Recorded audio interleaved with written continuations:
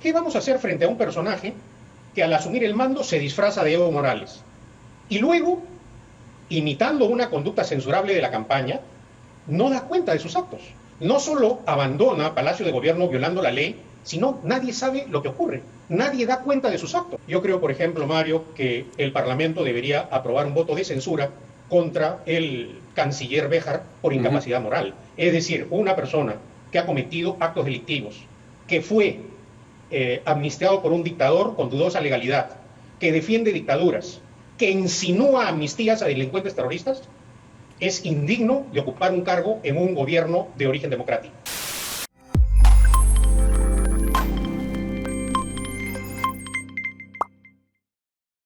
Pedro Cateriano sobre Héctor Béjar. El Congreso lo debe censurar por incapacidad moral. Pedro Cateriano, expresidente del Consejo de Ministros, afirmó mediante su cuenta oficial de Twitter que el Congreso de la República debería censurar al ministro de Relaciones Exteriores, Héctor Béjar, por el motivo de incapacidad moral debido a su pasado. Béjar, exguerrillero y hoy inauditamente canciller, fue condenado por sedición. Lo amnistió con dudosa legalidad el dictador Velasco. Es defensor de las dictaduras de Cuba y Venezuela. No duda en amnistiar a terroristas. El Congreso lo debe censurar por incapacidad moral. En otra publicación de Pedro Cateriano expresó su disconformidad con la presencia de Béjar en el gabinete ministerial, que es liderado por el cuestionado Guido Bellido. La presencia del exguerrillero Héctor Béjar en el gabinete como canciller es inaceptable. Su ideología totalitaria y antidemocrática, que lo llevó a plantear una amnistía en favor de delincuentes terroristas, es una grave amenaza a nuestra libertad, indicó el expresidente del Consejo de Ministros. Bueno, creo que hay que señalar lo siguiente. En la segunda vuelta electoral, el presidente Castillo dijo que no era chavista ni comunista y que Vladimir Cerrón, jefe del actual partido de gobierno, no iba a ser ni siquiera portero de una dependencia pública. Desde el proceso de designación del nuevo gabinete, vemos que los hechos contradicen de manera radical al presidente Castillo. No solo ha nombrado un gabinete con un tinte chavista y comunista, sino con preocupantes y condenables simpatías con el terrorismo.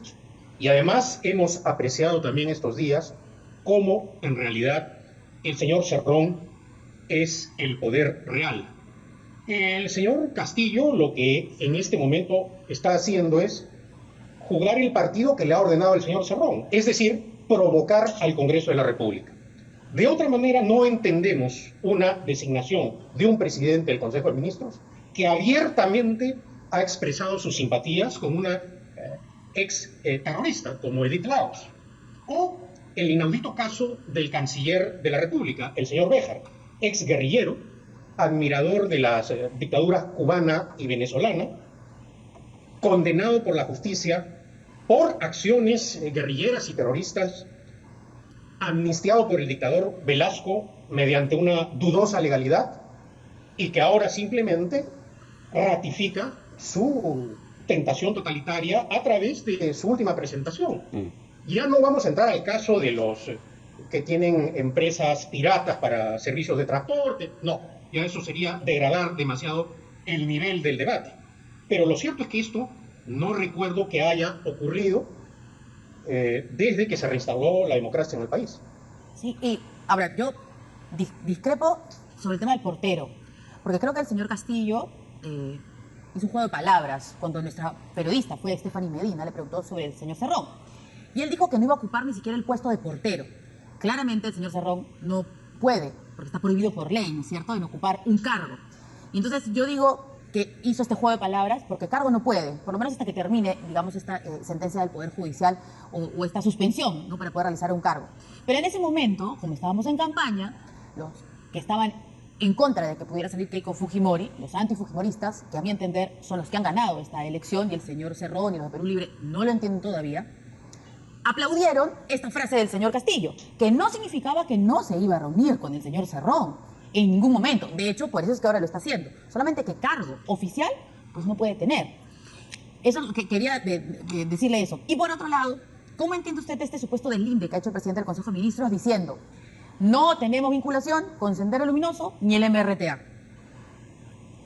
En primer lugar, habría que señalar lo siguiente. No conozco sistema democrático alguno en donde el jefe del partido de gobierno esté condenado por la justicia por corrupción. Tampoco conozco sistema democrático alguno donde el presidente de la República o el jefe de gobierno en funciones se reúna con un condenado por la justicia, para no decir por un delincuente, que sería el término correcto. Eso no existe. Sí. Y eso simplemente es inaceptable. No se puede tolerar una cohabitación política del presidente que tiene un origen democrático por un condenado por la justicia. Eso degrada nuestra democracia. De otro lado, lo que sí es cierto es que acá hay un acto político que tiene un objetivo: provocar al Congreso de la República. Ante esta situación, el Parlamento tiene que reaccionar haciendo uso de las atribuciones constitucionales que tiene. Por esa razón, el Congreso debe interpelar al señor Bellido antes de que vaya a exponer la política general del gobierno y solicite el voto de confianza de acuerdo a lo que establece la Constitución. Creo que las imputaciones son tan graves que no a través de una conferencia de prensa ligera se deslindan. Ahora, si lo interpelase y eventualmente llegase a la censura, esa censura equivaldría a una pérdida de confianza, a una negación de confianza, de manera que se gastaría una de las llamadas balas de plata de las que dispone el Congreso. En primer lugar, yo no estoy dentro del grupo de personas que plantea de frente una vacancia por incapacidad moral permanente al presidente. Repito, el Congreso tiene que hacer uso de sus atribuciones. El presidente de la República, luego de esa presentación ante el Congreso, en la eventualidad de que se apruebe la interpelación, tendrá que tomar el presidente del Congreso de Ministros, quiere decir. ¿Cómo? El presidente del Consejo de Ministros, no el presidente de la Perdón, el presidente del Consejo de Ministros. Sí. Una vez que se presente, si el Parlamento aprueba la interpelación, como consecuencia de ello, el propio Parlamento evaluará la participación del presidente del Consejo y también el presidente de la República. Pero yo creo que acá hay situaciones sumamente graves que con ligereza no se pueden tratar, sobre todo de la manera en que ha hoy día dado cuenta de las acciones gubernativas el presidente del Consejo de Ministros, Bellido. Pero lo que le preguntaba a Mario, doctor, es interpelarlo y censurar al presidente del Consejo de Ministros no es, o sea, no se caería ese gabinete y entonces... no se consumiría una de las dos posibilidades que tiene el Congreso. Yo no he usado el término censura. No, pero en la pregunta lo hemos puesto nosotros, porque es uno de los desenlaces posibles de una interpelación. Pero Mario, bueno, ese es un escenario, pero también otro escenario es que el Parlamento, si el señor Bellido no responde adecuadamente, podría censurar separadamente a cada uno de los ministros que ahora son objetados por justificada razón. Este no es un invento de los adversarios, Mario. No, hoy día, nada, claro. Hasta el defensor del pueblo, que es una institución que defiende los derechos constitucionales y humanos, se ha pronunciado precisamente porque este es un caso ya que del escándalo en otras situaciones linda con la payasada, es decir, nombran a una persona 24 horas y se ve obligada a renunciar o a dejar sin efecto esos nombramientos porque son producto ya no solo de la improvisación, sino de la irresponsabilidad en el ejercicio del poder. Y yo creo que toda autoridad democrática tiene que dar cuenta de sus actos ante el Parlamento. Hoy día también, tanto la señora Boluarte, la vicepresidenta, como el señor Bellido, han dicho que la prensa es obstruccionista. Entonces sería importante, creo yo, que podamos hablar de eso también. Porque usted claramente no es de la prensa y el Ministerio Público no es la prensa, porque es el Ministerio Público el que está investigando al presidente del Consejo de Ministros por apología al terrorismo. A ver, Verónica, ¿qué vamos a hacer frente a un personaje que al asumir el mando se disfraza de Evo Morales? Y luego, imitando una conducta censurable de la campaña, no da cuenta de sus actos. No solo abandona Palacio de Gobierno violando la ley, sino nadie sabe lo que ocurre. Nadie da cuenta de sus actos.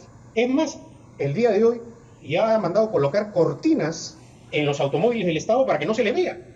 Y eso también es inaceptable y condenable. Si el señor presidente de la República, Castillo, diera cuenta de sus actos, atendiera justificados contactos con la prensa, esta situación no ocurriría.